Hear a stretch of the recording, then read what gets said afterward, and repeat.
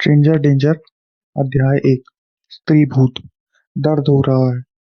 यशवीर दर्द से हाँफते हुए जागा। उसका पूरा शरीर ऐसे दुख रहा था मानो अभी बिखर जाएगा। यंग, अरे यशवीर, तुम आखिरकार जाग गए। बगल से एक बूढ़ी आवाज राहत और खुशी के साथ सुनाई दी। यशवीर ने सिर झुकाया। लगभग 60 वर्ष का एक सफेद बालों वाला बूढ़ा लाठी टेकते हुए उसकी ओर आ रहा था। उसके चेहरे पर एक चिंता साफ झलक रही थी। कैसा मासूम, कैसा महसूस कर रहे हो बेटा? सब ठीक है ना? बूढ़े ने पूछा। यशवीर धीरे धीरे उठकर बैठ गया। सिर पर हाथ रखकर बोला, मैं मैं कौन हूँ? मैं कहाँ हूँ? क्या हुआ था? बूढ़ा घबरा गया। हम तुम्हारे ही घर में हैं यशवीर। तुम्हें क्या हुआ हो गया? क्या याददाश्त चली गई है? यशवीर, मेरा घर? यशवीर ने चोरों यशवीर ने चारों ओर देखा। मिट्टी और फूस की दीवारें, पुरानी मेज, कुछ टूटी कुर्सियां और साधारण बिस्तर। दीवारों की दरारों से ठंडी हवा भीतर आ रही थी। उसने बूढ़े को देखा, धोती और लंबा कुर्ता पहने, माथे पर हल्का सा तिलक। यशवीर के मन में बिजली सी कौंधी। क्या मैं किसी और दुनिया में आ गया हूँ? क्या मेरा पुनर्जन्म हो गया है? कल रात तो वह विष कब दे रहा था। क्या देर रात तक जागने से उसकी मौत हो गई? उसने गहरी सांस ली। मेरा सिर बहुत दर्द हो रहा है। मुझे कुछ याद नहीं। बूढ़े ने आह भरी। लगता है चोट गहरी थी। कुछ दिन आराम करोगे तो सब ठीक हो जाएगा। फिर वह गंभीर स्वर में बोला, मैंने तुम्हें बचपन से देखा है यशवीर। तुम मेरे लिए पोते जैसे हो। लेकिन एक बात समझ लो, तुम विक्रम सिंह का मुकाबला नहीं कर सकते। अगर उसकी बात मान लेते तो आज यह हालत नहीं होती। जैसे ही हरिदास का जैसे ही हरिदास काका बोले, यशवीर के दिमाग में पराई यादें उभरने लगी। यह दुनिया खतरनाक थी। यहाँ अजनबी नाम के रहस्यमय और घातक जीव रहते थे। गांव और शहर की सुरक्षित स्थान थे।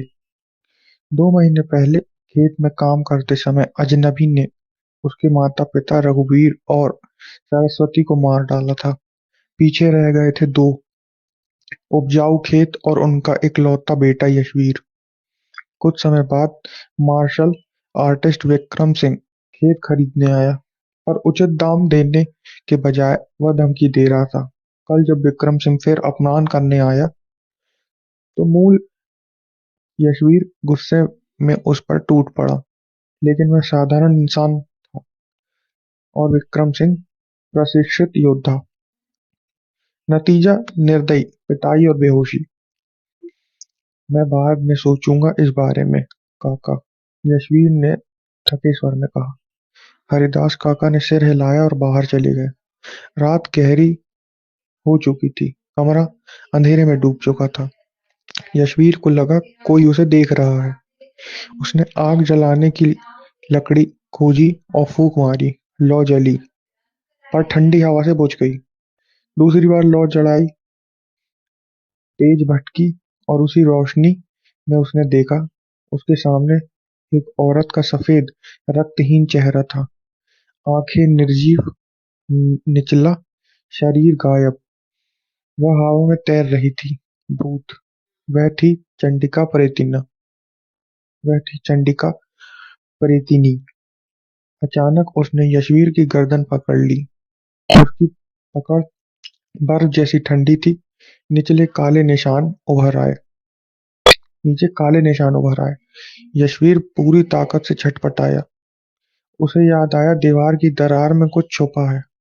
उसने जलती लकड़ी भूत पर फेंकी। चंडिका पीछे हटी। यशनीर यशवीर ने दीवार पर मुक्का मारा। दर्द से कलाई चटक गई, लेकिन उसने फिर वार किया। दीवार टूट गई। अंदर एक काला लकड़ी का डब्बा था। उसने डब्बा खोला। भीतर एक पीला ताबीज था। मर जाओ। उसने ताबीज चंडिका प्रेतिनी पर फेंक दिया। धमाका। तेज सफेद प्रकाश कमरे में फैल गया। चंडिका दर्द से चीखी और राख बनकर समाप्त हो गई। प्रकाश बुझ गया। ताबीज भी राख बन गया। यशवीर बिस्तर पर गिर गया। वह पूरी तरह थक चुका था। उसे याद आया उसके माता-पिता ने एक घुमतू साधु भैरवनाथ से यह ताबीज खरीदा था। कहा गया था कि यह अजनबियों को दूर रखेगा। वह सोचता था कि वह साधु ठग था, लेकिन आज उसी ताबीज ने उसकी जान बचाई। पहला एपिसोड खत्म हुआ। धन्यवाद।